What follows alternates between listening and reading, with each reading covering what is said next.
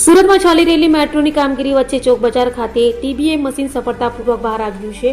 2.8 kilometre લાંબુ અંતર કાપી ટીબીએમ મશીન ચોકમાં બહાર આવ્યું છે। ચોક બજાર વિસ્તારમાં ટીબીએમ મશીનનું સફળ બ્રેક થ્રુ થયું છે। મેટ્રો પ્રોજેક્ટમાં સીમાચિહ્નરૂપ સફળતા મળી હોય તેમ મેટ્રો રેલ પ્રોજેક્ટની કામગીરી હવે તેના નિર્ણાયક તબક્કામાં પહોંચી છે। તાજેતરમાં શહેરના સૌથી વ્યસ્ત અને જૂના વિસ્તાર ગણાતા ચોક બજાર ખાતે અંડરગ્રાઉન્ડ ટનલિંગનું કામ કરી રહેલું ટીબીએમ એટલે કે ટનલ બોરિંગ મશીન અમૃત સફળતાપૂર્વક બહાર આવ્યું છે। આ સાથે જ ડાઉનલાઇન ટનલનું કામ પૂર્ણ થતાં મેટ્રો પ્રોજેક્ટમાં એક મોટી સિદ્ધિ હાંસલ થઈ છે। આ ટીબીએમ મશીને સુરત રેલવે સ્ટેશનથી ચોક બજાર સુધીનું આશરે 2.8 કિલોમીટર લાંબુ અંતર કાપીને પોતાનું લક્ષ્ય પૂરું કર્યું છે। ચોક બજાર વિસ્તાર ખૂબ જ ગીચ અને જૂની ઇમારતો ધરાવતો હોવાથી અહીં ટનલ બનાવવી એ એન્જિનિયરો માટે મોટો પડકાર હતો।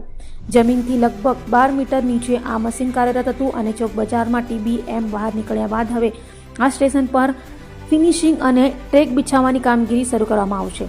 તો સુરત મેટ્રોનો પ્રથમ તબક્કો જૂન 2026 સુધીમાં કાર્યરત થાય તેવી પૂરેપૂરી શક્યતા દેખાઈ રહી છે।